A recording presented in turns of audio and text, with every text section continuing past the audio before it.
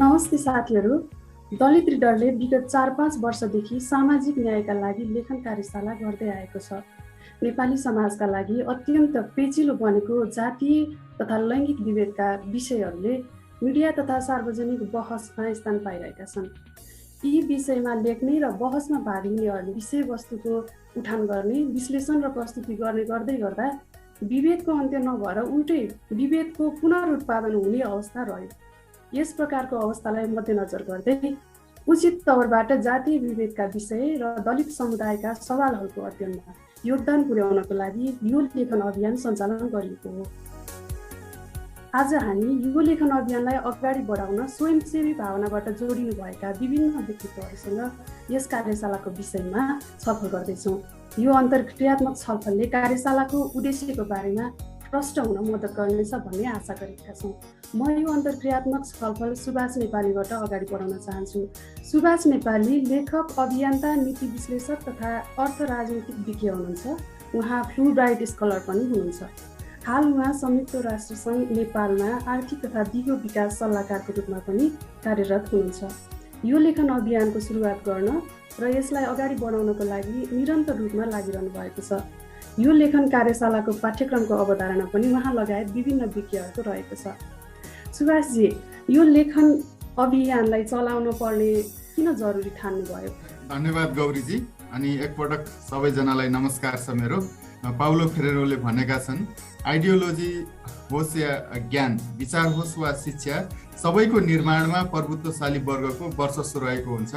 प्रभुत्वशाली वर्गले समाजमा अन्याय र उत्पीडन कायम राख्नको लागि शिक्षा र ज्ञानलाई मुख्य अस्त्रको रूपमा प्रयोग गर्छन् र बहुसङ्ख्यक उत्पीडितहरूलाई आफ्नो वर्चस्व कायम राख्नका लागि अल्पसङ्ख्यक उत्पीडकले आफू र आफ्नो फाइदाको लागि उत्पादन गरेको शिक्षा लाद्ने काम गर्छन्। यस प्रकारले उत्पीडक र उत्पीडित बीचको शक्ति सम्बन्धले निर्माण गरेको चेतनामा रमाउने बहुसङ्ख्यक उत्पीडितहरूको मुक्ति र उनीहरूका बारेमा ज्ञान उत्पादन र प्रसार नगरेसम्म उत्पीडित समुदायको मुक्ति सम्भव छैन, उनीहरूकै लागि ज्ञान उत्पादन नगरेसम्म।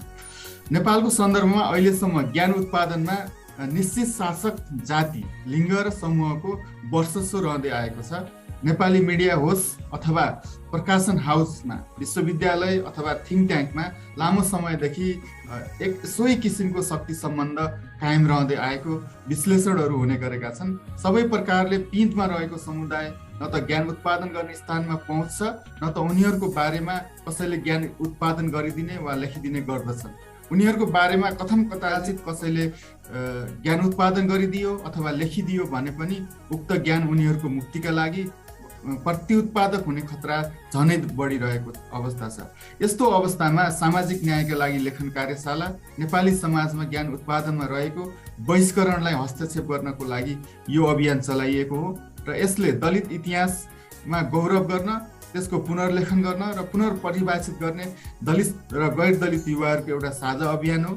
यसले दलितहरूको सशक्तिकरणको लागि नीति निर्माणमा पनि असर पार्ने गरी यसले पहल गर्नेछ। त्यस्तै गरेर यसले सार्वजनिक बहसमा पनि दलितका विषयहरूलाई सही र उचित तरिकाले उठाउनको लागि मद्दत गर्नेछ भन्ने हिसाबले यो अभियान हामीले चलाउँदै आएका छौँ र यो अभियानमा जोडिनुभएका सम्पूर्ण व्यक्तित्वहरूलाई म धन्यवाद पनि दिन चाहन्छु। दोस्रो प्रश्न म अब श्याम शर्माज्यूलाई सोध्न चाहन्छु। उहाँ लेखन तथा तर्कशास्त्रका प्राध्यापक र स्थानीय तहमा लेखाइलाई प्रबन्धन गर्ने एक बौद्धिक अभियन्ता हुनुहुन्छ। हाल उहाँ संयुक्त राज्य अमेरिकाको स्टोनी ब्रुक विश्वविद्यालयमा अध्यापन गर्नुहुन्छ। उहाँ यो कार्यशालाको एक सहजकर्ताको रूपमा पनि रहनु भएको छ। दलित लेखन अभियान किन जरुरी छ? विशेष गरेर नेपालमा यस प्रकारको लेखन अभियानहरू किन जरुरी छ? नमस्ते साथीहरू। हाम्रो शिक्षाले हामीलाई सामाजिक न्याय प्रवर्धन गर्न तयार गरेको छैन।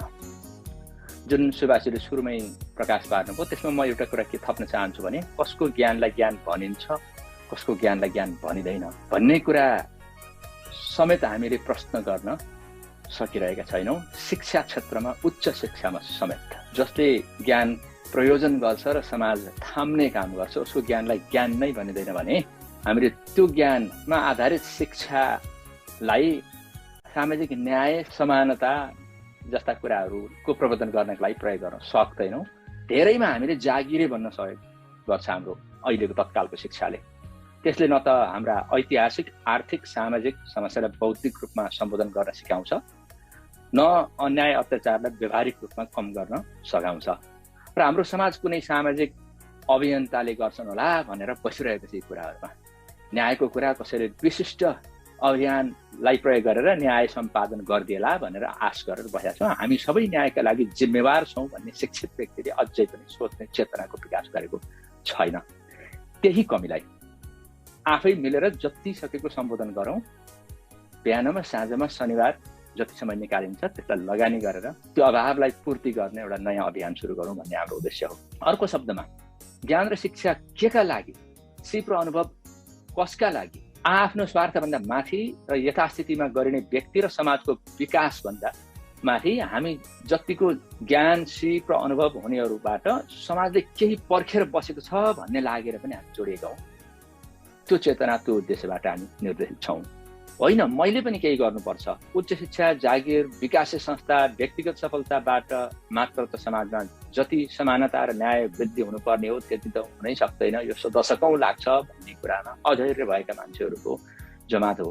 हामी जस्तै अरू धेरै पनि प्रेरित भयो भने अझ कति यसको चाहिँ मल्टिप्लायर इफेक्ट होला, गुणात्मक प्रभाव पार्ला त भन्ने कुरामा पनि हामी सञ्चालित भएर जोडिएर यो अभियानमा लागेका हौँ। र हाम्रो मान्यता भनेको यो अभियान समाजप्रति शिक्षित समुदाय वा वर्गको जिम्मेवारी केही हुन्छ, त्यो जिम्मेवारी निभाउन हामी उदाहरण बनेर देखाउँ भन्ने पनि हो। देश बाहिर बसेर पनि त्यो पुरा गर्ने एउटा उपाय र अवसर हो भनेर मलाई यसमा जोडिन पाउँदा औधी गर्व लागेको छ। सहभागी साथीहरूले पनि यसलाई त्यो अवसर आफ्नो विकासको साथै समाजमा गर्नुपर्ने आफ्नो उत्तरदायित्वको अवसरका रूपमा पनि लिनुहुनेछ भन्ने आशा गरेको छ। र अरू सहयोगी धेरै साथीहरूलाई पनि मैं त्यही अभियानमा आह्वान गर्न चाहन्छु। धन्यवाद दिनमा। अब म तेस्रो प्रश्न रक्षाराम हरिजनलाई सोध्न चाहन्छु। रक्षारामज्यू लेखक, एडभोकेट तथा सामाजिक अभियन्ता हुनुहुन्छ। दलित तथा सीमान्तकृत समुदायको संवैधानिक हक हितमा वकालत गर्नको लागि भर्खर मात्र सर्वोच्च अदालतबाट राजीनामा दिएर पूर्णकालीन एडभोकेट हुनुभएको छ। यस दलित सम्बन्धी लेखन अभियानमा सुरुदेखि सहयोग र अवलोकन गर्दै आइरहनु भएको छ। रक्षारामज्यू, दलित विषयमा नै जोड दिएर लेखन अनुसन्धान गर्न किन जरुरी छ? दलित विषयमा लेखनका लागि अभियान नै चलाउनु पर्ने कारणहरू के छन्? यस प्रकारको अभियानले समाजमा कस्तो प्रकारका प्रभावहरू पार्न सक्छ? धन्यवाद लिनाजी। खास गरी दलित समुदायले भोगिरहेको समस्या एकदमै जटिल बन्दै गएको छ। यसले दलित समुदायको समष्टिगत विकासमा अवरोध सिर्जना गर्नुको साथै राज्यको लोकतान्त्रिकीकरण र आर्थिक समृद्धिमा बाधक पनि बनेको छ। यद्यपि यो विषयमा प्रशस्त मात्रामा बहस हुन सकेको छैन। अहिले पनि दलित समुदायका सवालमा लेख्ने लेखकहरूले या त दलित प्रतिको दया भावका आधारमा विषयवस्तु पस्किने काम गर्छन् या त भावनामा बहकिएर लेख्ने परम्परा कायम नै छ। यो परम्परालाई तोड्दै तथ्यमा आधारित भएर विश्लेषणात्मक लेखहरू लेखिने परम्पराको विकास हुन जरुरी छ। त्यस्तै समाजमा विद्यमान दलित समुदायका बारेमा ऐतिहासिक असत्यलाई उजागर गर्न सक्ने सम्मका खोजमा आधारित लेख प्रकाशित गर्न धेरै बाँकी नै छ। सामाजिक नीति र कानुन मार्फत सामाजिक न्यायलाई अघि बढाउन सहयोग हुने अनुसन्धान लेखनको वृद्धि गर्न पनि आवश्यक छ। अनि हाम्रो अर्थ राजनीति र शिक्षामा समेत जरा गाडेर बसेका संरचनात्मक असमानता र असमान चेतनालाई चिर्न पनि हामीले खोज र लेखन, संवाद र प्रकाशन, सामाजिक अभियान र सञ्जाललाई प्रयोग गर्न सकिन्छ। यी सबै जसो पहलमा लेखनका अहम भूमिका हुने हुनाले हामीले यी हतियारलाई विविध जोडका साथ विकास गर्न खोजेका हौँ। धन्यवाद। म अब चौथो प्रश्न गौरी नेपालीज्यूलाई सोध्न चाहन्छु। गौरी नेपाली लेखक तथा सामाजिक अभियन्ता हुनुहुन्छ। निरन्तर रूपमा दलित सवालमा कलम चलाउँदै आउनु भएको छ र यस लेखन अभियान अन्तर्गतको पहिलो कार्यशालामा उहाँ सहभागीको रूपमा सहभागी हुनुहुन्थ्यो र अहिले यो तेस्रो कार्यशालासम्म आइपुग्दा उहाँ अहिले एक सहजकर्ताको रूपमा हामीसँग सहकार्य गरिरहनु भएको छ। गौरीजी, यो दलित न्यायका लागि लेखन अभियानका विशेष मर्महरू के हुन् भनेर सहभागीहरूलाई बताइदिनुहोस् न। सामाजिक न्यायका लागि लेखन कार्यशाला लेखन सिकाइका साथसाथै जात व्यवस्था र जातमा आधारित भेदभाव विरुद्धको अभियान हो। यसर्थ कार्यशालामा लेखन सिक्ने बाहेक आफ्ना कुराहरू राख्ने, आफ्ना अनुभवहरू साटासाट गर्ने अनि त्यसमा चाहिँ आफ्नो ऐक्यबद्धता पनि जनाउन चाहिँ सकिन्छ। सामाजिक न्यायमा आधारित यो लेखन सिकाइ अभियानमा हामी जात व्यवस्था तथा पितृसत्तामा आधारित भेदभाव र तिनको कारणहरूको खोजी गर्ने, विचार गर्ने, विमर्श गर्ने, छलफल गर्ने गर्दै त्यो छलफल विचार विमर्शबाट आएका निचोडहरूलाई र दृष्टिकोणहरूलाई लेखनमा उतार्ने काम गर्दैछौँ र यो लेखनमा उतार्ने कामबाट चाहिँ हामी जातीय विभेद विरुद्धको अभियानमा योगदान पुर्याउँदैछौँ। यस कार्यशालामा सहजकर्ताहरूले सहजीकरणको लागि स्वयंसेवकको रूपमा आफ्नो समय र आफ्नो विज्ञता उपलब्ध गराउनु भएको छ। समग्रमा भन्नुपर्दा लेखन कार्यशालाको उद्देश्य जात व्यवस्था विरुद्धमा बुझ्न र जात व्यवस्थाले सृजना गरेका विभेदपूर्ण अन्यायपूर्ण व्यवस्थाबाट दलित र गैर दलित समुदाय दुवैलाई चाहिँ मुक्त गर्नु यो लेखन कार्यशालाको अभिप्राय हो र यसले यही कुराको लागि चाहिँ सहयोग पुर्याउँदछ। म पाँचौं प्रश्न सुभाष नेपालीजीलाई सोध्न चाहन्छु। यो कार्यशालामा सहभागीहरूले सामाजिक न्यायमा योगदान दिन सक्ने कस्ता कस्ता लेखन अनुसन्धान गर्न सक्नुहुन्छ? अझ फराकिलो रूपमा भन्दा यी र यस्ता अभियानमा लाग्ने सामाजिक अभियन्ता र विद्वानहरूले तत्कालका लागि कस्ता उद्देश्य लिन सक्नुहुन्छ र दीर्घकालीन रूपमा कस्ता उद्देश्य लिन सक्नुहुन्छ? यो लेखन अभियानले दलित समुदायको मुक्तिका लागि ज्ञान उत्पादन गर्ने अगाडि हामीले भनिसकेका छौँ र त्यस्तै गरेर राज्यको लोकतान्त्रिकरण र आर्थिक समृद्धिमा सहयोग पुर्याउन चलाइएको एउटा अभियान हो भन्ने कुरा साथीहरूले पनि भनिसक्नु भएको छ। अब यस लेखन अभियानमा सहभागी भएर तत्कालका लागि 3वटा कुराहरू सिक्न सक्नुहुन्छ अथवा ती 3वटा विषयमा उद्देश्यहरू लिन सक्नुहुन्छ सहभागीहरूले भन्ने मलाई लाग्छ।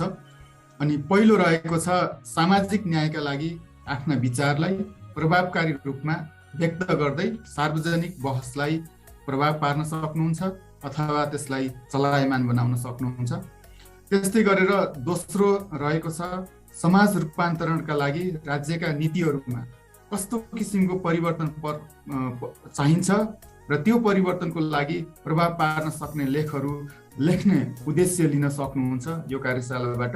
तेस्रो रहेको छ जात व्यवस्था र यसमा आधारित सामाजिक मान्यताले गर्दाखेरि लोकतान्त्रिकरण र आर्थिक समृद्धिका लागि कस्ता किसिमका अवरोधहरू सिर्जना भएका छन् यो देशमा भन्ने विषयमा अध्ययन गर्ने, अनुसन्धान गर्ने र विश्लेषण गर्ने उद्देश्य लिन सक्नुहुन्छ। यी भए तत्कालका लागि र यो कार्यशाला अवधिभरिमा सहभागीहरूले गर्न सक्ने विषयहरू। यो अभियानका केही दीर्घकालीन उद्देश्यहरूमा पहिलो दीर्घकालीन उद्देश्य रहेको छ नेपालको अर्थ राजनीतिक इतिहासलाई दलित दृष्टिकोणबाट खोज अनुसन्धान, विश्लेषण र पुनर्लेखनका लागि नयाँ दृष्टिको विकास गर्ने।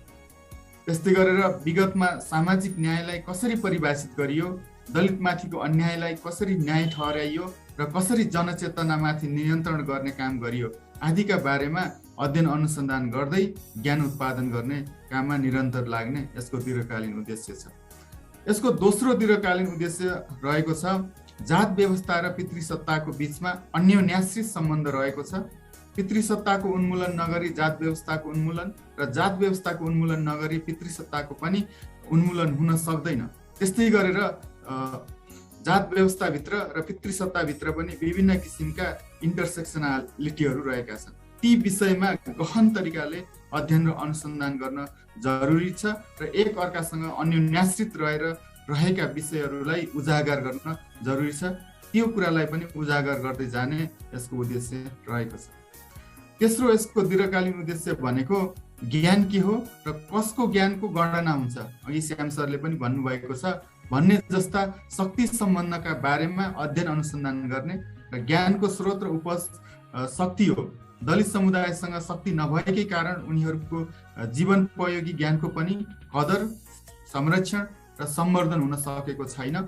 ज्ञान उत्पादनका साधनबाट अर्थात् जसलाई ज्ञान उत्पादन अथवा ज्ञानको मान्यता दियो त्यसबाट दलित समुदायलाई वञ्चित गरिएको छ, जसले गर्दा दलित समुदाय झन गरिब र शक्तिहीन हुन पुगेका छन्। त्यसकारण दलित समुदायको न्याय र पूर्ण सशक्तिकरणका लागि उनीहरूको ज्ञानको स्थापित गर्दै अगाडि बढ्ने यसका दीर्घकालीन उद्देश्यहरू रहेका छन्। म यो कार्यशालामा जोडिन आउनुभएका सहभागीहरूलाई पनि यी दीर्घकालीन उद्देश्यहरू हासिल गर्नको रूपमा यो कार्यशालालाई मात्रै सीमित नभएर निरन्तर रूपमा लाग्नको लागि अनुरोध पनि गर्न चाहन्छु।